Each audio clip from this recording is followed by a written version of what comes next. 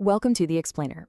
Today, we're stepping back in time to an era of massive transformation and, honestly, deep societal strain.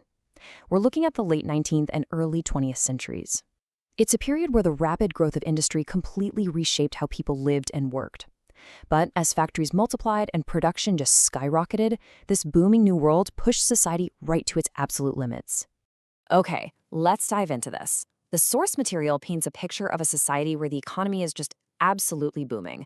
Goods are being manufactured and sold faster than ever before, and business owners, well, they're seeing massive, record-breaking profits. Sounds great, right? But here's the catch.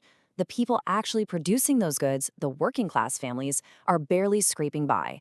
They are suffering from incredibly low wages, unpredictable unemployment, crushing poverty, and widespread disease. The wealth is basically concentrating at the very top, while the masses are left struggling in the shadows of the very factories they built. So the big question we're answering today is, how did everyday people finally organize and push back against these monumental challenges? To really understand this shift, we're going to hit 5 key areas today.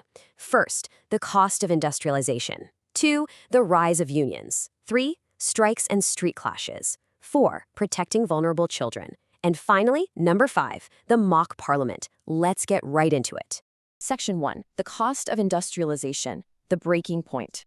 So the core problem that needed solving was this massive, growing economic gap between the workers and the business owners. The reality on the factory floor during this time was pretty grim. Crushing poverty, incredibly dangerous conditions, and workers basically had absolutely no power. If an individual refused to work unpaid overtime, the employer could simply fire them on the spot, because unskilled laborers were literally a dime a dozen. Incredibly easy to replace. It was a pressure cooker just waiting to explode. Now, the organized pushback against this dark side of unchecked industry was called progressivism. Progressivism was a movement in favor of gradual, widespread change in a society. The ultimate goal was simple but completely revolutionary for its time, to ensure that everyone, not just a wealthy few business owners, actually benefited from industrialization. And really, this is the foundational theme of our entire explainer today. Section 2, the rise of unions, dueling ideologies. Workers quickly realized that, as individuals, their voices were just easily silenced. But if they banded together, they could halt production and hit the owners where it really hurt, their profits. This realization led to the rapid rise of unionization. But the labor movement itself was actually split into 2 very different dueling ideologies on how best to organize. On one side, you had trade unions. After the government made unions legal in 1872, these groups formed, but they were highly exclusive. They separated workers by specific trades, like cotton mill workers or steel manufacturers. And in practice, they only included skilled men. Unskilled workers, including women and children, were totally shut out. But on the flip side, you had the Knights of Labor, who took a radically different approach in the 1880s. Their vision was one big union, open to everyone, regardless of skill level. This meant unskilled laborers were welcome, and groundbreakingly, so were women. In fact, in 1884, a woman named Kate McVicker organized the very first all-female local assembly for the Knights of Labor. That was a real game changer. Naturally, this massive push for labor organization was met with some severe pushback from the business class. The source material offers us a fascinating window into how business owners viewed these unions. Take a look at this quote from the Journal of Commerce in March of 1891. They wrote that the spirit of unionism was, quote, strangling honest endeavor, and claimed that the hardworking artisan was degenerating into a shiftless, lazy, half-hearted fellow who styles himself a knight of labor. So from the perspective of the owners, unions were viewed strictly as a dangerous threat to productivity and their hard-earned profits. But now let's contrast that directly with the perspective of the workers themselves. Thomas Phillips Thompson, who was a member of the Knights of Labor, painted a completely different picture. He said, "The Knights of Labor taught their members to dream of what might be, the beautiful ideal of universal democracy and cooperation."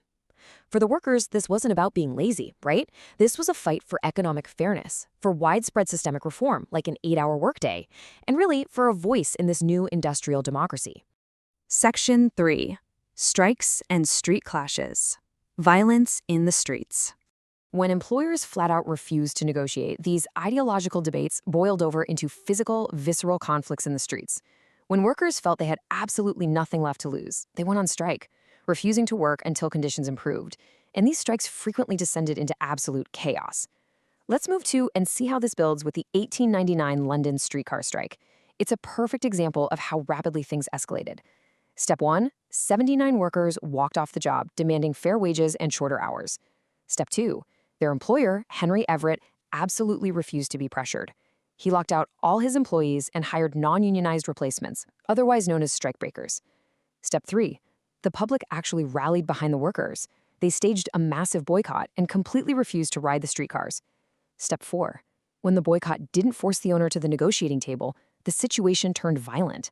Massive riots broke out, rocks were thrown at the strikebreakers, and abandoned streetcars were actually ransacked and burned right there in the street. Finally, Step 5, the government had to bring in armed militia troops on horseback just to restore order. And London was by no means an isolated event. Looking at the source material, you see the local militia gathered outside the Dominion cotton mill in Magog during a strike by 400 unskilled workers in 1900.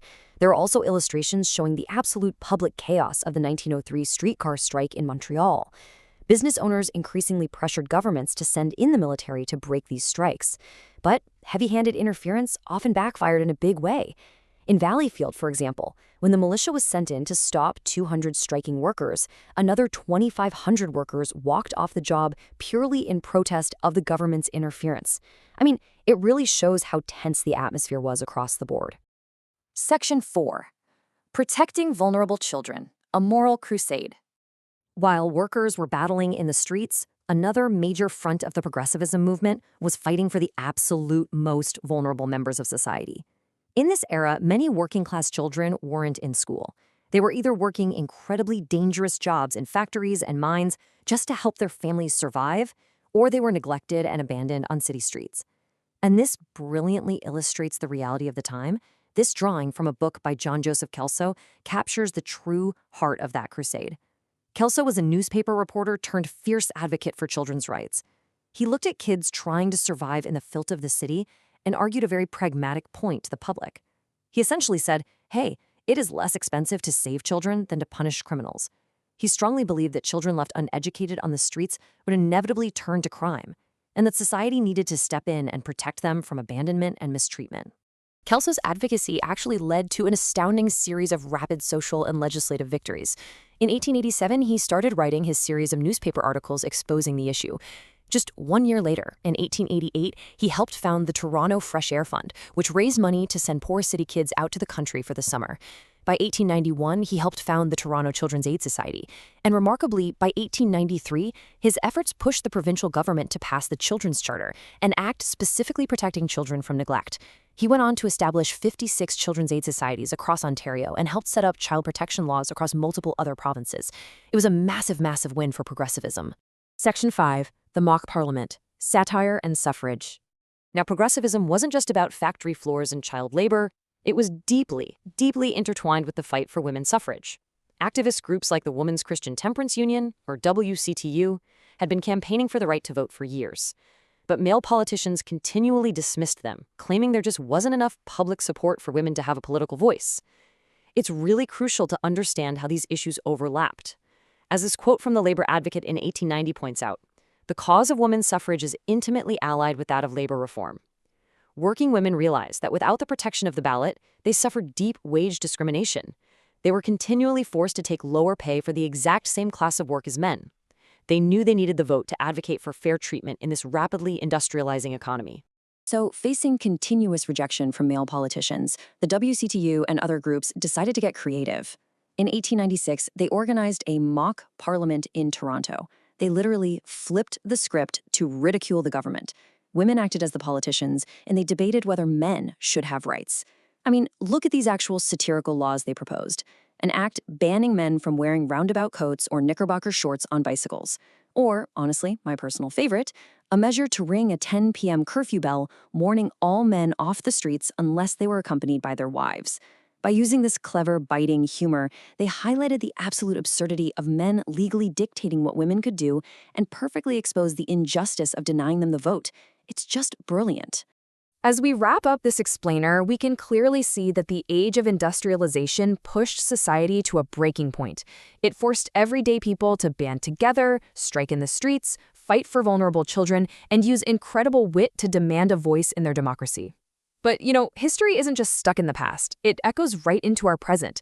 So I'll leave you with this provocative thought. When you look back at these fierce historical battles over working conditions, child welfare, and equal representation, what values from that era are we still actively trying to protect and perfect in our society today? Thanks for exploring this history with me, and keep questioning the world around you.